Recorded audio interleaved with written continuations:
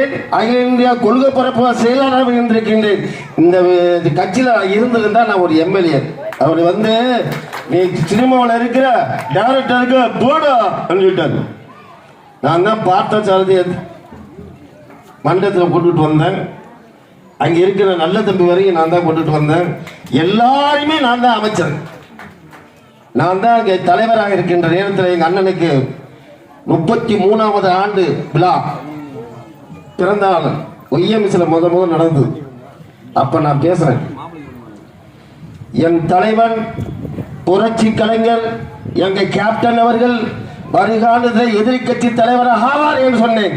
ஆனார் பிறகு முதலமைச்சர் ஆகக்கூடிய எல்லா தகுதியும் படைத்த பொழுது எங்க புரட்சி தலைவர் தான் என்னுடைய கேப்டன் அவர்கள் தான் என்று சொன்னேன். அது நிறைவேறாம போச்சு. அதெல்லாம் நிறைவேறவில்லை. என் அண்ணன் அவர்கள் ஏழைக்காக பிறந்தவர், ஏழை மக்களுக்காக கொடுக்கப்பட்டவர்.